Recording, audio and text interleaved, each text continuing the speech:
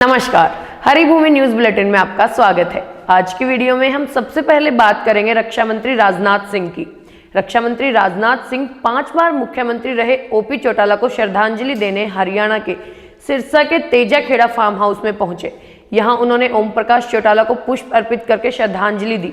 इस दौरान उन्होंने उनके परिवार से भी मुलाकात की। उन्होंने कहा कि ओपी चौटाला एक बड़े बाप के बेटे थे, लेकिन फिर भी उन्होंने राजनीतिक क्षेत्र में अपनी अलग पहचान बनाई। उन्होंने अपनी पूरी जिंदगी हरियाणा की जनता और किसानों की सेवा की है।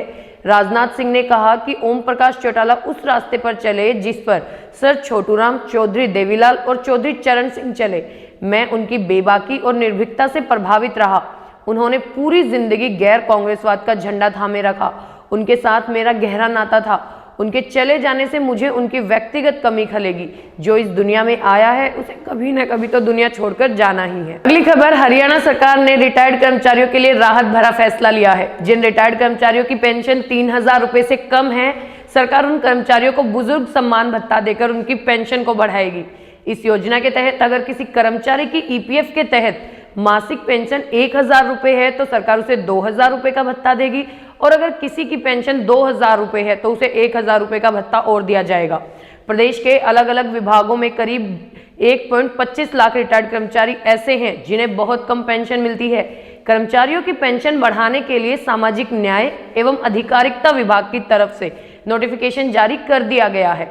पूर्व मुख्यमंत्री मनोहर लाल खट्टर ने ऐलान किया था कि सेवानिवृत्त कर्मचारियों की पेंशन को बढ़ाया जाएगा। अब हरियाणा के मुख्यमंत्री नायब सिंह सैनी ने इस फैसले को हरी झंडी दे दी है। सरकार ने कहा है कि जब बुढ़ापा पेंशन में बढ़ोतरी होगी तो ईपीएफ के तहत भी कर्मचारियों की पेंशन को भी उसी अनुपात में बढ़ाया जाएगा, जिसकी वजह से रिटायर्ड कर्मचारियों को फायदा होगा। अब अगली खबर हरियाणा के हिसार से। हिसार के नानौन में एक दर्दनाक हादसा हुआ है। यहाँ आधी रात को एक दीवार गिर गई, जिसके नीचे दबकर 4 बच्चों की मौत हो गई और कई लोग घायल भी हो गए। मरने वाले बच्चों में एक 3 महीने की नवजात भी शामिल है।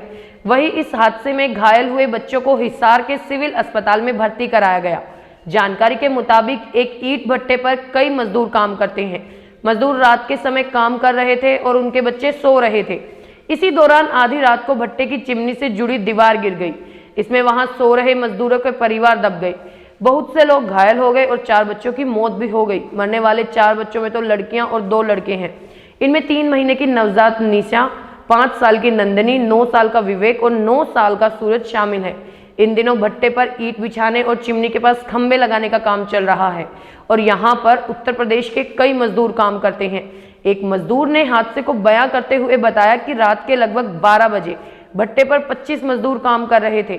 चिमनी के पास बनी पक्की ईंटें की दीवार के पास मजदूरों के बच्चे सो रहे थे। वो दीवार गिर गई। इस हादसे में 3 बच्चों की मौके पर ही मौत हो गई। वहीं 3 महीने की नवजात समेत 3 अन्य बच्चे घायल हो गए। घायलों को इलाज के लिए नजदीकी अस्पताल ले जाया गया। डॉक्टर ने नवजात बच्ची को हिसार के लिए रेफर कर दिया। अगली खबर रेवाड़ी से आ रही है। रेवाड़ी में पुलिस ने बाइक चोरी करने वाले गिरोह का पर्दाफाश किया है।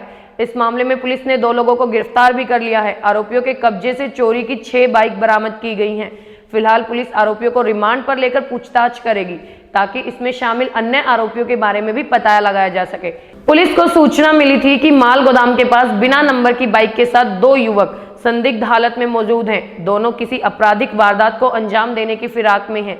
सूचना मिलने के बाद पुलिस माल गोदाम के पास पहुंची, जहां उन्होंने बिना नंबर की बाइक के साथ खड़े युवकों ने पुलिस को देखकर भागने का प्रयास किया, लेकिन बाइक स्टार्ट नहीं हो पाई। मौका देखकर पुलिस ने दोनों को गिरफ्तार कर लिया। पूछताछ करने पर पता लगा कि आरोपी राजस्थान के रहने वाले हैं। एक का नाम रवि उर्फ लल्लन है, दूसरे आरोपी का नाम निक्की बताया गया है। अगली खबर नारनौल से आ रही है। हरियाणा के नारनौल में एक ही परिवार के 4 लोगों ने जहर खा लिया, जिसमें 3 लोगों की मौत हो गई, जबकि एक व्यक्ति की हालत गंभीर बताई जा रही है, जिसका रोहतक के पीजीआई में इलाज चल रहा है। परिवार ने आत्महत्या करने से पहले एक सुसाइड नोट भी लिखा है। परिवार ने सुसाइड नोट में एक फाइनेंसर को खुदकुशी का जिम्मेदार ठहराया।